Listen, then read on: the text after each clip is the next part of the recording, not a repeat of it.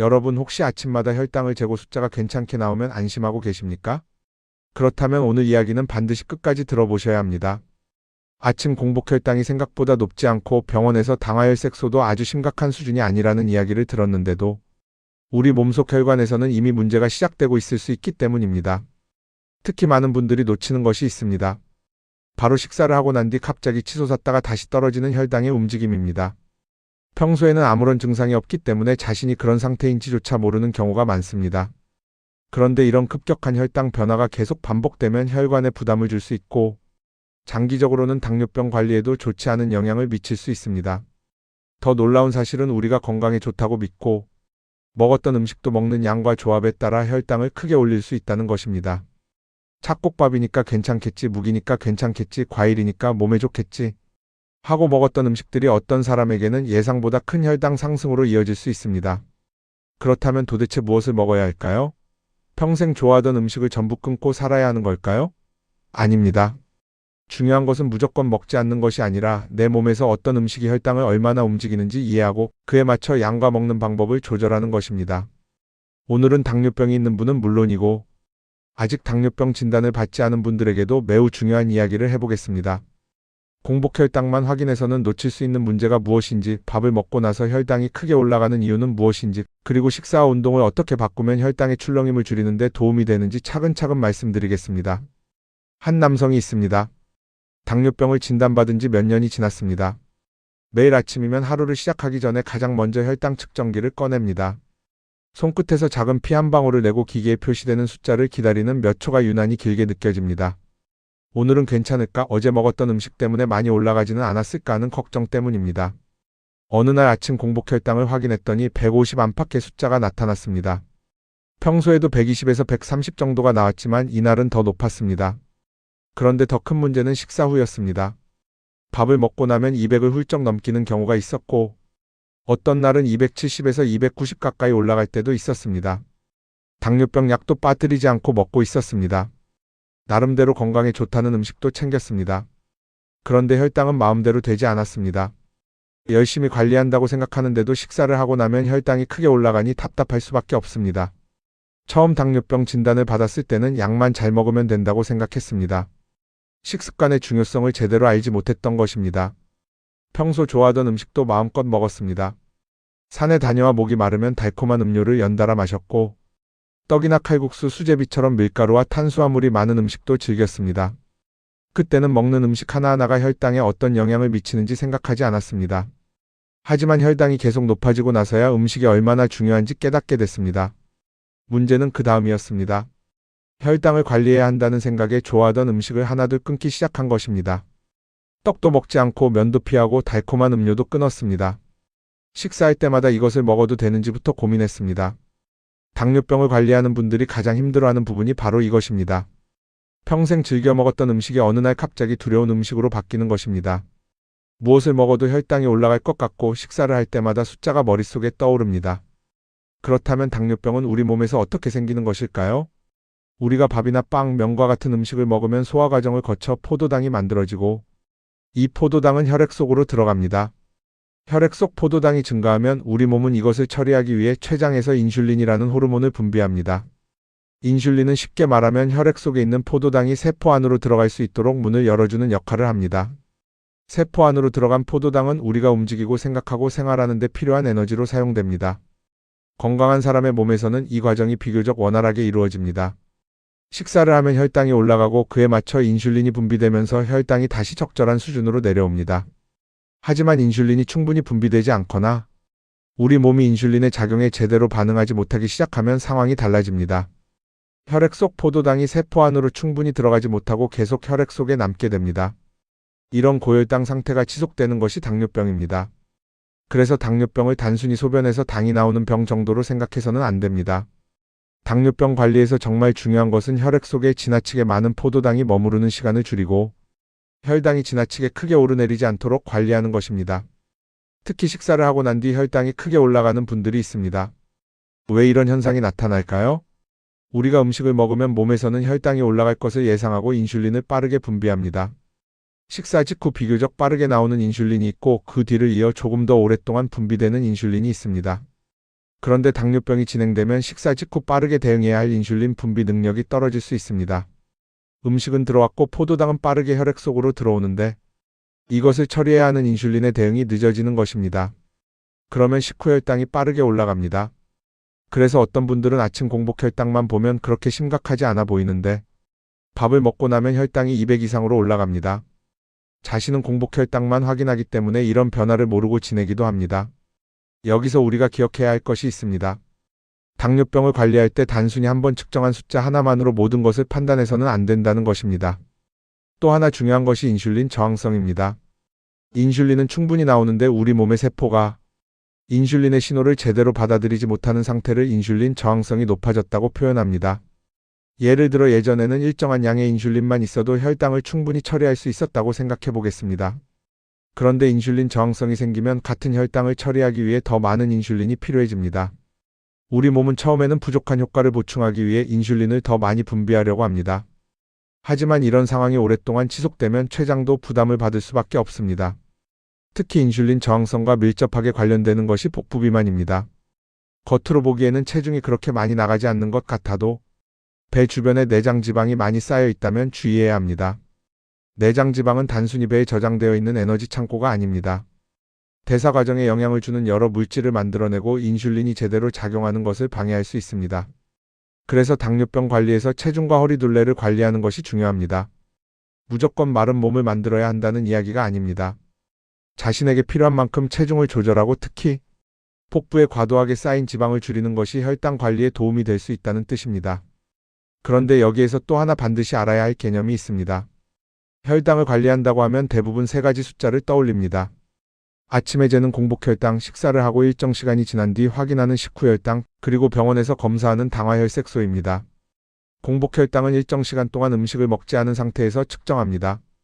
식후 혈당은 식사를 시작한 이후 일정 시간이 지나 혈당이 어느 정도 올라갔는지를 확인합니다. 당화혈색소는 조금 다릅니다. 적혈구의 혈색소와 포도당이 결합한 정도를 검사해 최근 몇 달 동안 혈당이 대체로 어느 수준이었는지를 판단하는 데 활용합니다. 그런데 최근 혈당 관리에서 중요하게 보는 또 하나의 요소가 있습니다. 바로 혈당 변동성입니다. 쉽게 말해 하루 동안 혈당이 얼마나 크게 오르고 내려가는지를 살펴보는 것입니다. 예를 들어 두 사람이 평균 혈당은 비슷하다고 해보겠습니다. 첫 번째 사람은 하루 동안 혈당이 비교적 안정적으로 움직입니다. 두 번째 사람은 식사할 때마다 혈당이 크게 올라갔다가 다시 빠르게 떨어집니다. 평균만 보면 비슷해 보일 수 있습니다. 하지만 하루 동안 혈당이 움직이는 모습은 전혀 다릅니다. 그래서 연속 혈당 측정기를 이용하면 기존의 혈당 측정만으로는 알기 어려웠던 혈당의 흐름을 확인할 수 있습니다. 연속 혈당 측정기는 피부에 부착한 작은 센서를 통해 일정한 간격으로 포도당 농도의 변화를 기록합니다. 손끝을 찔러 특정 순간의 혈당만 확인하는 방식과 달리 하루 동안 혈당이 어떻게 움직였는지를 이어진 그래프로 볼 수 있다는 장점이 있습니다. 아침을 먹었을 때 얼마나 올라갔는지, 점심에는 어떤 변화가 있었는지, 저녁 식사 이후에는 어땠는지, 잠을 자는 동안에는 어떻게 움직였는지를 확인할 수 있습니다. 이렇게 확인해보면 생각하지 못했던 사실을 발견하는 경우가 있습니다.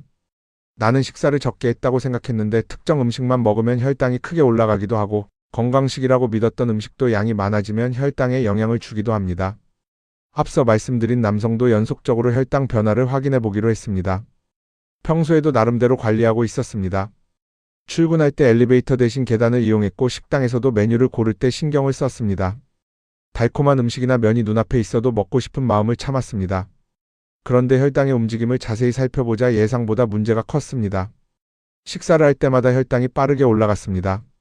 목표로 하는 범위를 벗어나는 시간이 적지 않았고 어떤 식사 후에는 혈당이 300 가까이 올라가는 모습도 나타났습니다. 본인은 분명히 음식을 조심한다고 생각했습니다. 그런데 왜 이런 결과가 나왔을까요? 식사 내용을 하나씩 다시 살펴보기 시작했습니다. 여기서 중요한 사실이 발견됩니다. 건강에 좋다고 생각했던 음식 중에도 탄수화물이 포함된 음식이 있었던 것입니다. 예를 들어 묵을 생각해 보겠습니다. 많은 분들이 묵은 가볍고 건강한 음식이라는 생각을 합니다. 그래서 밥을 먹으면서 묵을 반찬처럼 추가해서 먹기도 합니다. 하지만 묵 역시 원료와 섭취량에 따라 탄수화물이 포함될 수 있기 때문에 밥을 충분히 먹은 상태에서 묵까지 많이 먹으면 전체적인 탄수화물 섭취량이 늘어날 수 있습니다. 여기서 중요한 것은 묵을 절대로 먹지 말라는 뜻이 아닙니다. 묵을 먹는다면 그만큼 밥의 양을 조절하는 식으로 전체 탄수화물 섭취량을 생각해야 한다는 것입니다. 바로 이런 부분에서 당뇨병 식사의 핵심이 나타납니다. 어떤 음식 하나를 좋은 음식, 나쁜 음식으로 단순하게 나누기보다는 한 끼에 무엇을 얼마나 먹었는지를 함께 생각해야 합니다. 잡곡밥도 마찬가지입니다. 흰 쌀밥 대신 잡곡밥을 먹으면 무조건 혈당이 오르지 않을 것이라고 생각하는 분들이 있습니다. 물론 잡곡에는 식이섬유와 여러 영양소가 들어있고 식단 구성에 도움이 될 수 있습니다. 하지만 잡곡밥 역시 밥입니다. 많이 먹으면 탄수화물 섭취량이 많아집니다. 현미밥도 마찬가지고 보리밥도 마찬가지입니다. 건강에 좋다는 이름만 보고 양을 생각하지 않으면 자신이 예상했던 것보다 혈당이 많이 올라갈 수 있습니다. 그래서 이 남성에게 가장 먼저 필요했던 변화 중 하나가 밥의 양을 조절하는 것이었습니다. 대신 식사를 지나치게 부실하게 만들지는 않았습니다. 채소와 단백질 식품을 적절하게 함께 먹고 밥과 같은 탄수화물 음식의 양을 자신에게 맞게 줄였습니다. 채소를 충분히 먹으면서 고기나 생선, 두부, 달걀 같은 단백질 식품을 함께 구성하고 밥은 이전보다 적절하게 줄이는 방식입니다. 이렇게 하면 무조건 굶는 식사가 아니라 포만감을 어느 정도 유지하면서 탄수화물 섭취량을 조절하는 식사가 가능합니다. 특히 시니어분들에게 중요한 것이 있습니다. 당뇨병이 있다고 해서 무작정 식사량 전체를 크게 줄여서는 안 됩니다. 나이가 들수록 근육을 유지하는 것이 중요하기 때문입니다. 식사를 지나치게 줄이다 보면 단백질 섭취까지 부족해지고 체중과 함께 근육도 감소할 수 있습니다. 근육은 움직이기 위한 조직일 뿐 아니라 포도당을 사용하는 중요한 조직입니다. 따라서 시니어의 혈당 관리는 단순히 적게 먹는 것만으로 끝나는 것이 아니라 필요한 영양을 섭취하면서 탄수화물의 종류와 양을 조절하고 자신의 건강 상태에 맞는 운동을 함께하는 방향으로 가야 합니다. 그리고 여기에서 아주 중요한 습관 하나가 등장합니다. 바로 식후 움직임입니다. 당뇨병 관리를 오랫동안 잘하고 있는 한 여성은 식사를 마치고 나면 가만히 앉아있지 않았습니다. 식사가 끝나면 몸을 움직였습니다. 이유는 단순합니다. 음식을 먹으면 혈액 속으로 포도당이 들어오기 시작합니다. 바로 이때 근육을 움직이면 근육에서 에너지가 필요해집니다. 걷기와 같은 신체 활동을 하면 근육은 포도당을 에너지원으로 이용합니다. 또한 규칙적인 운동은 인슐린 감수성 개선에도 도움이 될 수 있습니다. 그래서 식후에 움직이는 습관은 식후 혈당을 관리하는 데 도움이 됩니다. 그렇다고 밥을 먹자마자 숨이 턱까지 차오르는 강한 운동을 해야 한다는 뜻은 아닙니다. 특히 고령이거나 심혈관 질환, 관절 질환 등 다른 질환이 있는 분은 자신의 건강 상태에 맞는 운동 강도를 정해야 합니다. 하지만 식사를 마친 뒤 소파에 누워 텔레비전을 보는 것과 몸 상태에 맞게 가볍게 움직이는 것은 분명 차이가 있습니다. 식사 후 설거지를 하거나 집안을 천천히 걷고 가능하다면 밖으로 나가 산책하는 것도 하나의 방법입니다. 중요한 것은 거창한 운동 계획보다 식후에 움직이는 습관을 생활 속에 넣는 것입니다. 실제로 혈당 관리를 잘해온 사람들은 공통적으로 이야기합니다. 먹는 것만큼 움직이는 것이 중요하다고 말입니다. 좋지 않은 식습관을 그대로 유지하면서 운동만으로 모든 문제를 해결하려고 해서도 안 되고 식사만 철저하게 관리하면서 하루 종일 움직이지 않는 것도 좋은 방법이라고 할 수 없습니다. 식사와 활동은 함께 가야 합니다. 그렇다면 앞서 혈당이 크게 출렁이던 남성은 어떻게 되었을까요? 전문적인 상담을 받은 뒤 생활을 완전히 뒤집어 버린 것이 아닙니다. 평소 먹던 식사에서 밥의 양을 조금 줄였습니다. 탄수화물 음식이 겹치지 않도록 신경 썼습니다. 채소와 단백질을 함께 먹었습니다. 그리고 식후에는 가능한 범위에서 몸을 움직였습니다. 며칠 뒤 다시 연속 혈당 기록을 확인했습니다. 놀라운 변화가 나타났습니다. 이전에는 식사를 할 때마다 그래프가 삼봉우리처럼 가파르게 올라갔습니다.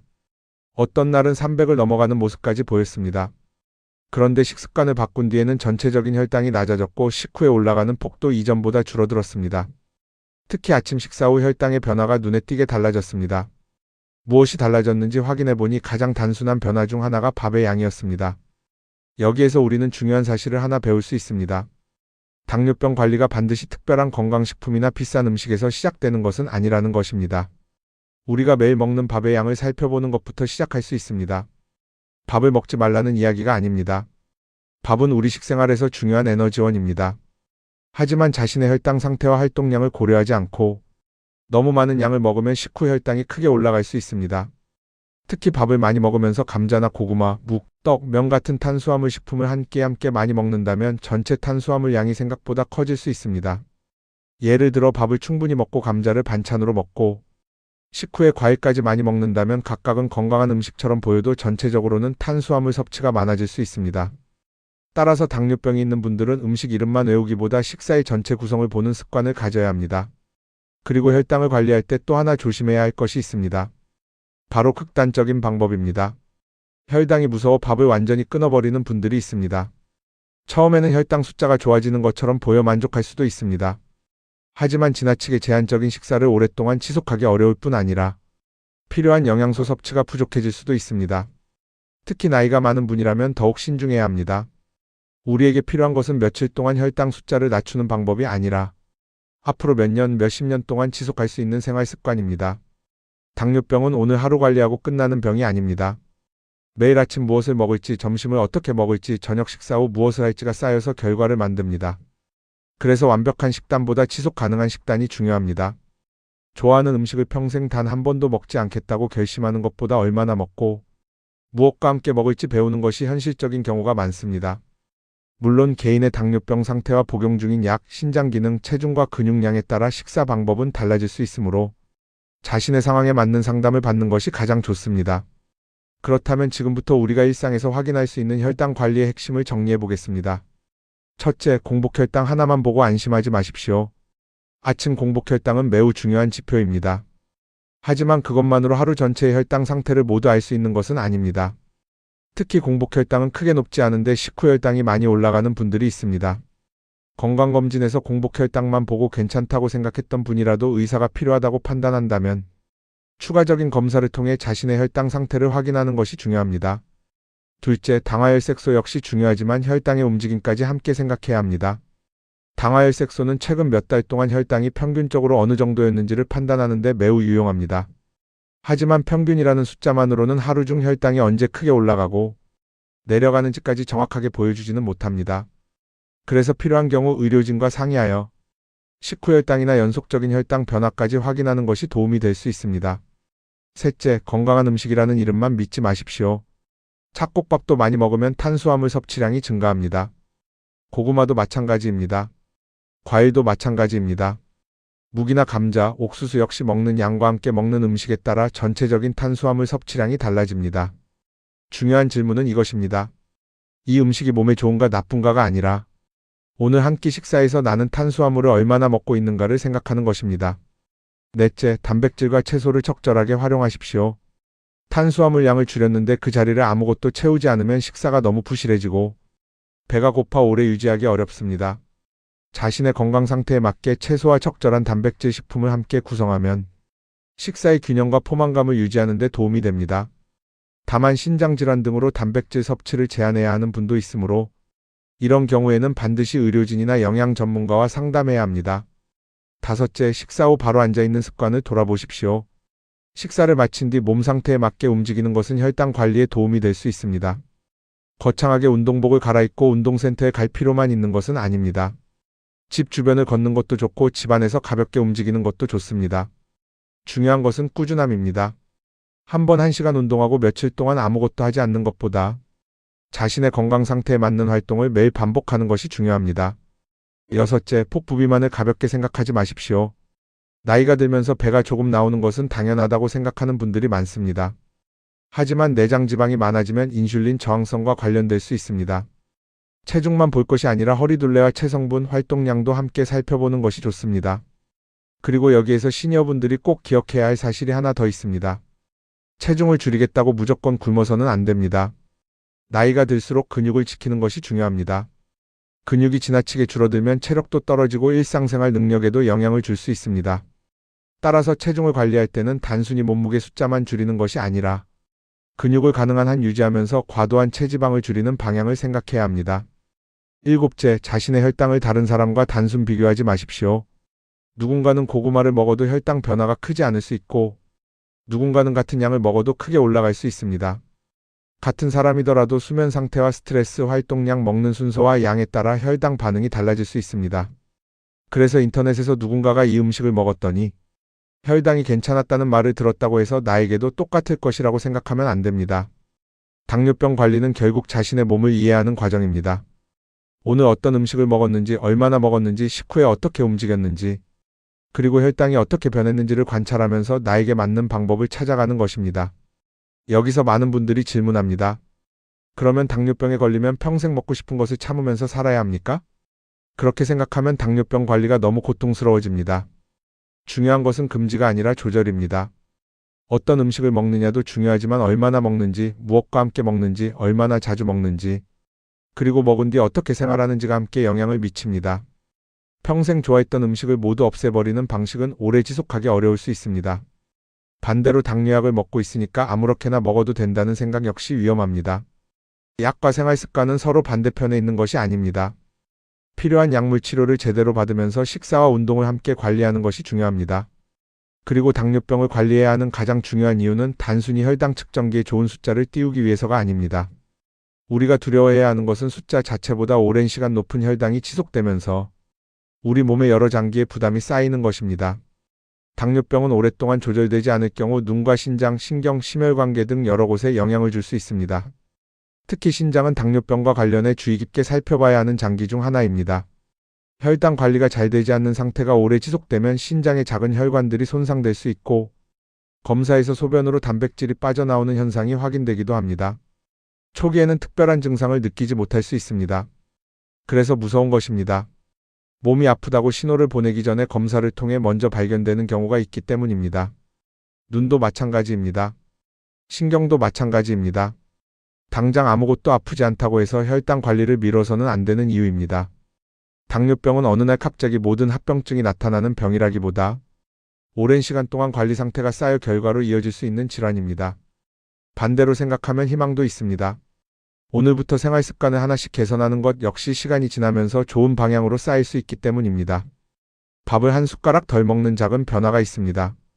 식사 후 10분이라도 걷는 작은 변화가 있습니다. 달콤한 음료 대신 물을 선택하는 작은 변화가 있습니다. 하루 종일 앉아있지 않고 중간중간 일어나 움직이는 작은 변화도 있습니다. 한 번만 보면 별것 아닌 것처럼 느껴집니다. 하지만 이것을 매일 반복하면 이야기가 달라집니다. 당뇨병 관리는 특별한 하루가 아니라 평범한 하루를 어떻게 보내느냐의 문제입니다. 오늘 완벽하게 먹었다가 내일부터 포기하는 것보다 조금 부족하더라도 계속할 수 있는 방법을 찾는 것이 중요합니다. 그리고 가족들의 역할도 중요합니다. 당뇨병이 있는 가족에게 이것 먹지 마라, 저것 먹지 마라 하고 계속 이야기하다 보면 오히려 스트레스가 커질 수 있습니다. 당뇨병 환자 본인도 무엇을 먹어야 할지 고민하고 있습니다. 그럴 때 가족이 할 수 있는 가장 좋은 도움은 함께 건강한 식사를 하고 함께 움직이는 것입니다. 한 사람만 밥을 적게 먹게 하고 옆에서 다른 가족이 달콤한 음식과 야식을 먹는다면 관리가 훨씬 힘들어집니다. 하지만 온 가족이 채소와 단백질을 적절하게 구성하고 탄수화물을 지나치게 많이 먹지 않는 식사를 함께 한다면 당뇨병 환자뿐 아니라 가족 전체의 건강에도 도움이 될 수 있습니다. 식후 산책도 마찬가지입니다. 당뇨병이 있는 사람에게 혼자 나가서 걸으라고 하는 것보다 부부가 함께 걸으면 훨씬 즐겁고 오래 지속할 수 있습니다. 걷는 동안 오늘 있었던 이야기를 나누면 운동이 숙제가 아니라 생활이 됩니다. 당뇨병 관리에서 가장 강력한 방법은 결국 지속할 수 있는 습관을 만드는 것입니다. 처음부터 모든 것을 바꾸려고 하지 마십시오. 오늘부터 한 가지만 시작해도 됩니다. 밥의 양을 확인해 보십시오. 내가 생각보다 많은 밥을 먹고 있지는 않은지 살펴보십시오. 식사할 때 탄수화물 음식이 여러 가지 겹치고 있지는 않은지도 확인해 보십시오. 밥을 먹으면서 감자 반찬을 많이 먹고 후식으로 떡이나 과일을 먹고 있지는 않은지 살펴보는 것입니다. 그리고 식사를 마친 뒤 자신의 몸 상태가 허락한다면 가볍게 움직여 보십시오. 처음에는 10분 정도도 괜찮습니다. 중요한 것은 한 번에 얼마나 오래 걷느냐보다 생활 속에서 반복하는 것입니다.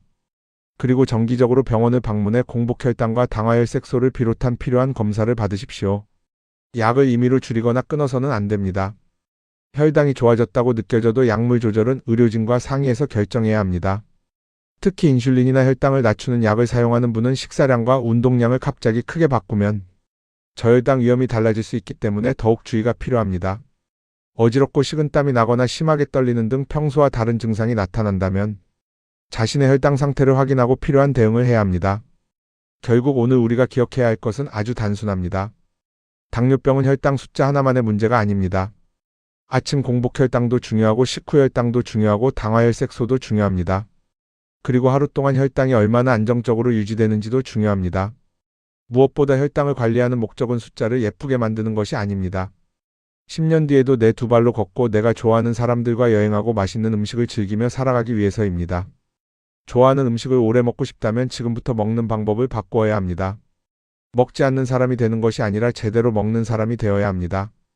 밥을 무조건 끊는 것이 아니라 나에게 필요한 양을 찾고 채소와 단백질을 적절하게 함께 먹고 식후에는 가능한 범위에서 몸을 움직이는 것입니다. 그리고 자신의 혈당이 어떤 음식에 어떻게 반응하는지를 관찰해야 합니다. 당뇨병을 진단받았다고 인생이 끝나는 것은 아닙니다. 하지만 아무것도 바꾸지 않아도 된다는 뜻도 아닙니다. 당뇨병은 매일의 선택이 중요한 질환입니다. 오늘의 한 끼가 있고 오늘의 10분 걷기가 있고 오늘의 선택이 있습니다. 그 선택들이 모여 앞으로의 건강을 만들어갑니다. 혹시 오늘 아침 혈당 숫자만 확인하고 안심하셨다면 이제부터는 조금 다르게 생각해 보셨으면 합니다. 내가 밥을 먹은 뒤에는 혈당이 어떻게 변하고 있을까? 나는 한 끼의 탄수화물을 얼마나 먹고 있을까? 건강식이라는 이유만으로 너무 많이 먹고 있는 음식은 없을까? 식사를 마친 뒤 나는 얼마나 움직이고 있을까? 그리고 최근 몇 달 동안 내 혈당은 제대로 관리되고 있을까? 이 질문을 스스로에게 던져보십시오. 당뇨병 관리는 두려움에서 시작할 필요가 없습니다. 내 몸을 제대로 아는 것에서 시작하면 됩니다. 내가 먹는 음식이 어떻게 혈당을 움직이는지 알고 내가 할 수 있는 만큼 식사를 바꾸고 내가 움직일 수 있는 만큼 꾸준히 움직이는 것입니다. 하루아침에 완벽해질 필요는 없습니다. 어제보다 오늘 밥을 조금 덜 먹었다면 그것도 변화입니다. 어제 식후에 소파에 앉아 있었다면 오늘 10분을 걸어보는 것도 변화입니다. 달콤한 음료를 매일 마셨다면 횟수를 줄이는 것부터 시작해도 됩니다. 이 작은 변화가 반복되면 어느 순간 혈당 기록에서도 차이가 나타날 수 있습니다. 그리고 그 변화는 단순히 측정기의 숫자로 끝나는 것이 아니라 앞으로의 건강을 지키는 밑바탕이 될 수 있습니다. 당뇨병과 함께 살아간다는 것은 평생 참으면서 살아간다는 의미가 아닙니다. 오히려 내 몸을 더 자세히 이해하면서 살아간다는 의미에 가깝습니다.